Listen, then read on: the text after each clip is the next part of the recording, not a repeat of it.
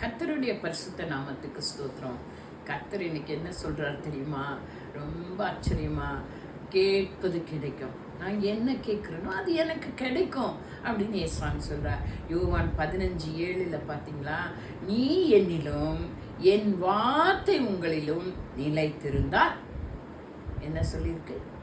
நீங்க என்னல, என் வார்த்தை உங்கள நிலைத்திருந்தால், நீங்கள் கேட்டுக்கொள்வது எதுவோ அது உங்களுக்கு செய்யப்படும்.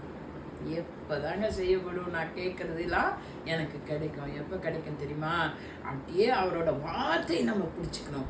பைபிளில் இருக்க வசனம். அதனால தான் நான் எப்போவுமே சொல்லுவேன், நிறைய பைபிளை வாசிங்க, வசனங்களை தெரிஞ்சுக்கொள்ளுங்க. இன்னும் கொஞ்ச நாளில் அந்த பைபிள் கிடைக்கிற பஞ்சம் கூட வரலாம். அக்கார்டிங் டு த பைபிள் அப்படித்தான் இருக்குங்க. வேத வசனம் கிடைக்கிறப்ப அப்போ நம்ம நிறைய மனப்பாடம் பண்ணி உள்ளே வச்சுக்கிட்டோன்னு வச்சுங்க, நம்ம பைபிளெல்லாம் எடுத்துகிட்டு போனால் கூட நமக்கு வசனம் உள்ளே இருக்கும். அப்படியா?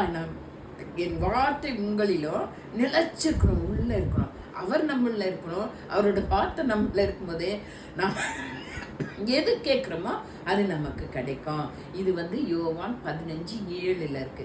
சரி, யோவான் 15:8 சொல்லுது. என்ன சொல்லுது பாருங்க? நீங்கள் மிகுந்த கனிகளை கொடுப்பதனால் என் பிதா மகிமைப்படுவார்.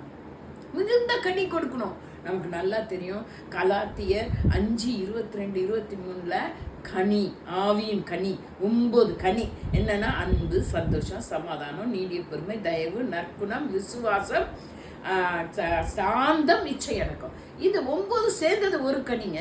இந்த கனி நிறைய இருக்கணுமா? அப்படி நிறைய இருக்கும்போது ஆண்டவர் என்ன செய்வாராம்? அந்த பிதா மிகுந்த கனி கொடுப்பதனால் என் பிதா மகிமைப்படுவார். நம்ம கிட்ட எதிர்பார்க்கிறது ஆண்டவர் இந்த கனியை நம்ம கொடுக்கும் போது நம்ம ஆண்டவர்ல நிலைச்சிருப்போம், வார்த்தையில நிலைச்சிருப்போம். அப்ப நம்ம கேட்பது கிடைக்கும். நம்ம கேட்பதை பெற்றுக்கொள்ளும்படியாய் நம்மளை ஆராய்ந்து நம்மளை சரிபடுத்தி நம்ம கேட்டதை பெற்றுக்கொள்ள ஆண்டவர் ஆசீர்வதிப்பாராக. God bless you all.